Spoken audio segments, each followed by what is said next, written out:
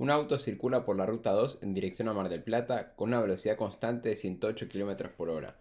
Nosotros sabemos que 108 km por hora son 30 metros por segundo, la cual mantiene durante todo su viaje. 20 segundos más tarde de que el auto tome esa ruta, sobre la misma ruta, pero 2.8 kilómetros más adelante y en dirección a Buenos Aires, una moto arranca desde el reposo con una aceleración de 0.5 metros sobre segundo al cuadrado. Nos piden encontrar la posición y el tiempo en el cual se cruzan en la ruta la moto y el auto, qué distancia habrá recorrido la moto hasta el momento que se cruzan, cuál es la velocidad de la moto al momento del encuentro y realizar los tres gráficos más adelante. En nuestra tabla de datos tenemos la posición inicial del auto, que la vamos a tomar como 0, la velocidad del auto, que sabemos que es 30 metros por segundo, la posición inicial de la moto, que sabemos que es 2.8 kilómetros. Si nuestro 0 en el sistema de referencia lo ponemos desde donde parte el auto, va a haber así 2.8 kilómetros.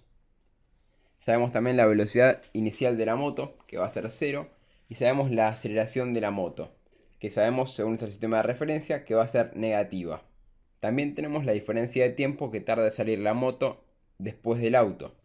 Tenemos que sale 20 segundos más tarde. Lo primero que vamos a hacer va a ser escribir las ecuaciones de movimiento para ambos móviles. Mientras que el auto se mueve con velocidad constante y la moto no se mueve, sus ecuaciones de movimiento están dadas por la ecuación de movimiento de MRU para el auto, que es que su posición final va a ser igual a su posición inicial más la velocidad por el tiempo, y la posición final de la moto que por ahora permanece en reposo. En esta segunda etapa, ambas inician su movimiento en el mismo instante. Si bien el auto ya se venía moviendo con una determinada velocidad, en este instante tiene una determinada posición inicial, que va a corresponder a la posición final en el primer tramo. La ecuación de movimiento de la moto va a estar dada por su posición inicial, más su velocidad inicial por el tiempo, más un medio de su aceleración por el tiempo al cuadrado. Su posición inicial sabemos que van a ser los 2.8 kilómetros, la velocidad inicial sabemos que va a ser 0 y su aceleración tenemos el dato de que es de 0.5 metros sobre segundo al cuadrado. Nos están pidiendo la posición y el tiempo en el cual se cruzan la moto y el auto. Vamos a igualar sus posiciones finales, es decir, vamos a trabajar un caso de encuentro. Tenemos que la posición final del auto va a ser igual a la posición final de la moto. La posición final del auto va a estar dada por su posición inicial, que por el momento no la averiguamos, más su velocidad, que es dato, por el tiempo de encuentro. Esto va a ser igual a la posición inicial de la moto, que sabemos cuánto vale, que es de 2.8 kilómetros, más un medio de su aceleración, que también es dato, por el tiempo de encuentro. Lo que vamos a hacer ahora va a ser averiguar la posición inicial del auto para este segundo tramo del recorrido. Para eso vamos a recurrir a la ecuación del primer tramo del problema. Sabemos que la posición final del auto en el tramo 1 va a ser igual a la posición inicial del auto en el tramo 2. La velocidad del auto es de 30 metros por segundo. El tiempo que se mueve hasta que arranca la moto es de 20 segundos. Tenemos que la posición inicial del auto en el segundo tramo es de 600 metros. En esta ecuación no incluimos la posición inicial del auto porque sabíamos que valía 0. En nuestro sistema de referencia el auto se encuentra en 0. Ahora dejó de ser una incógnita la posición inicial del auto, por lo tanto vamos a resolver esta ecuación. Lo primero que vamos a hacer va a ser igualarla a 0 y después aplicar la resolvente. Tenemos un término con la incógnita elevada al cuadrado, otro término con la incógnita elevada a la 1 y otros términos sin incógnita. Una vez que tenemos igualada a 0 nuestra ecuación, vemos los términos que nos quedan.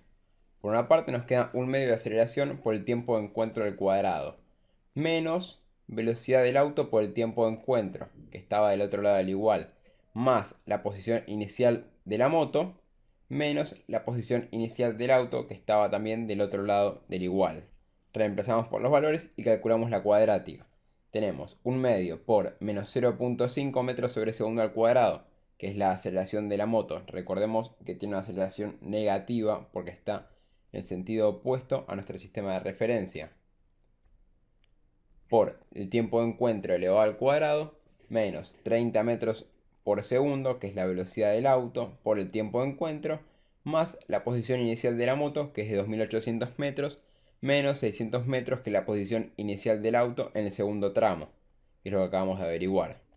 Los valores que obtenemos son 51.13 segundos y menos 171.3 segundos.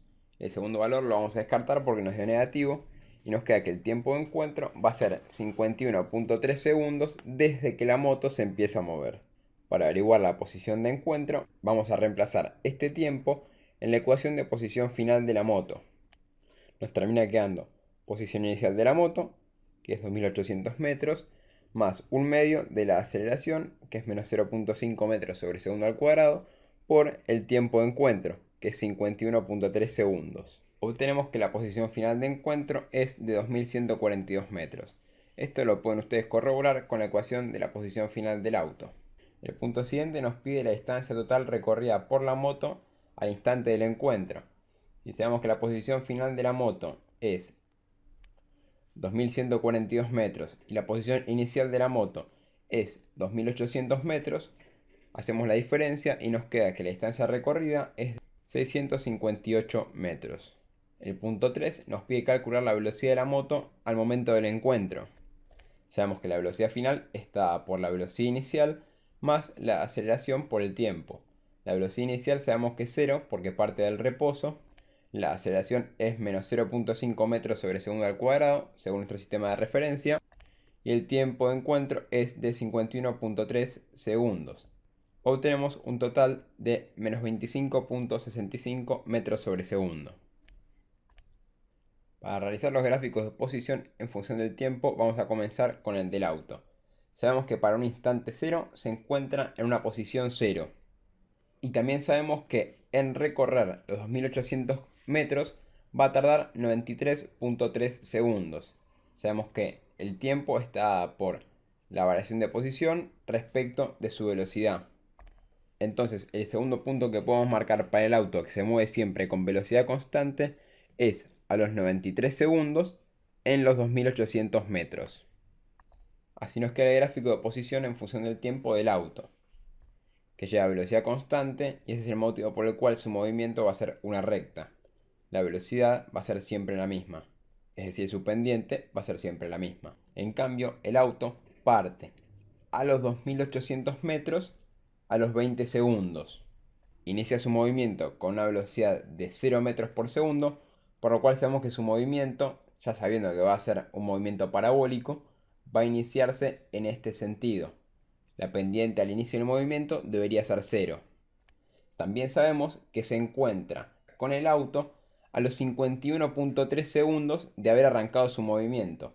Es decir, si arranca su movimiento a los 20 segundos, si a esos 20 segundos le sumamos 51.3, nos da que se encuentran en el instante de 71.3 segundos.